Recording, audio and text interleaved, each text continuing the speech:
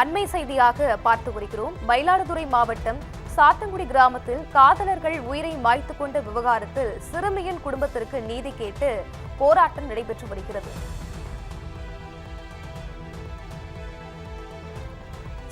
சிறுமியின் குடும்பத்திற்கு நீதி கேட்டு பாமக மற்றும் பல்வேறு அமைப்புகள் சங்கங்களை சேர்ந்தவர்கள் போராட்டத்தில் ஈடுபட்டு வருகின்றனர்.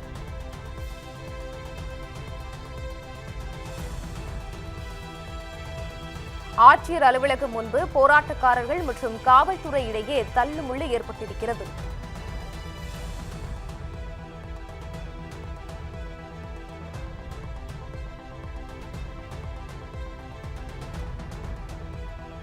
சிறுமியின் குடும்பத்திற்கு நீதி கேட்டு பொதுமக்கள் போராட்டத்தில் இறங்கியிருக்கின்றனர்.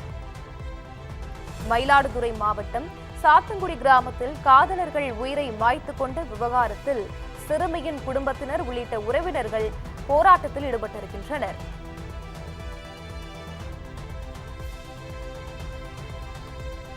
சிறுமியின் குடும்பத்திற்கு நீதி கேட்டு பாமக மற்றும் பல்வேறு அமைப்புகள் சங்கங்களை சேர்ந்தவர்கள் போராட்டத்தில் ஈடுபட்டிருக்கின்றனர்.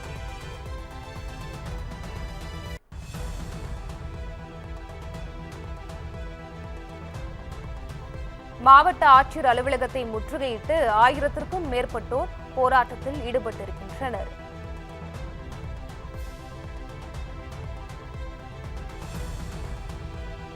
போராட்டக்காரர்கள் மற்றும் காவல்துறை இடையே தள்ளுமுள்ளு ஏற்பட்டு அங்கு பதற்றமான சூழல் நிலவி வருகிறது.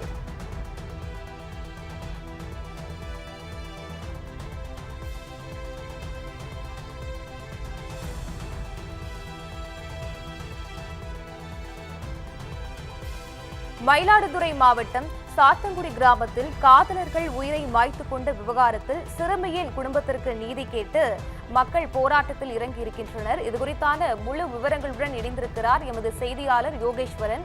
வணக்கம் யோகேஸ்வரன், முழு விவரங்களை பதிவு செய்யலாம்.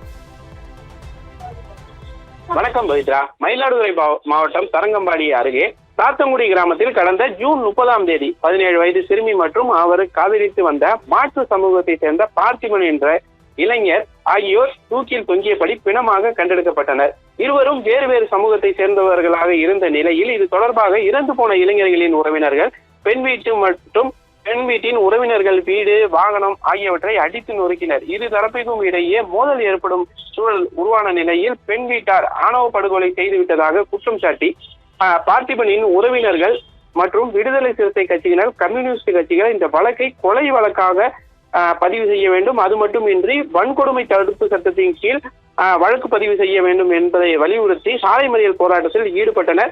பிரேத பரிசோதனை அறிக்கையில் காதலர்கள் தற்கொலை செய்து கொண்டத உறுதியான நிலையில் இதனைத் தொடர்ந்து சிறுமியின் தந்தை லட்சுமிகாந்தன் உள்ளிட்ட 5 பேர் மீது பார்த்திபனை தாக்கிய குற்றத்திற்காக வன்கொடுமை தடுப்பு சட்டத்தின் கீழ் அவர்கள் கைது செய்யப்பட்டனர். மேலும் இந்த வழக்கில் காதலர்கள் இறப்பு தொடர்பாக பதியப்பட்ட சந்தேக மரண வழக்கு தற்கொலைக்கு தூண்டியதாக வன்கொடுமை தடுப்பு சட்டத்தை தூண்டியதாகவும் சிறுமியின் தந்தை மற்றும் உறவினர்கள் மீது வழக்கு பதிவு செய்யப்பட்டுள்ளது.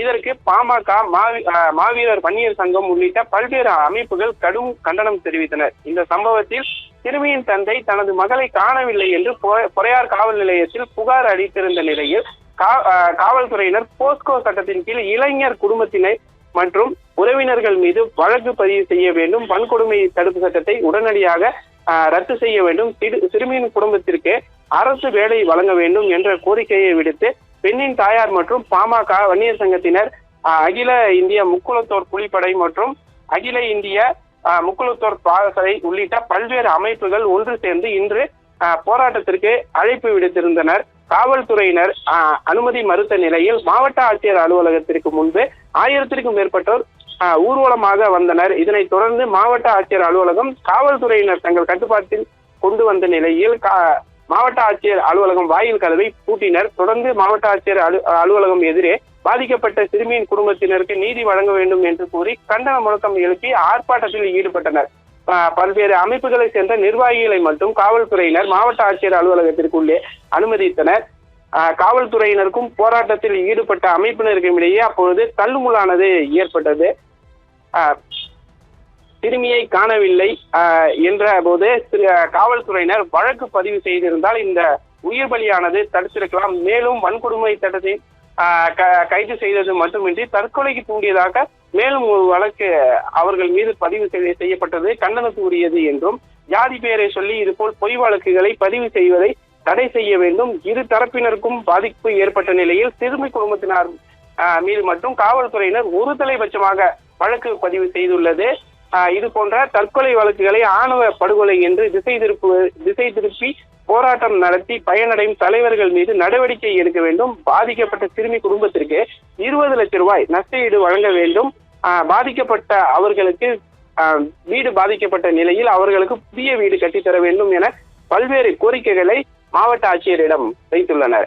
இதனால் அந்த பகுதியில் பெரும் பரபரப்பு ஏற்பட்டுள்ளது. விவரங்களுக்கு நன்றி யோகேஸ்வரன்.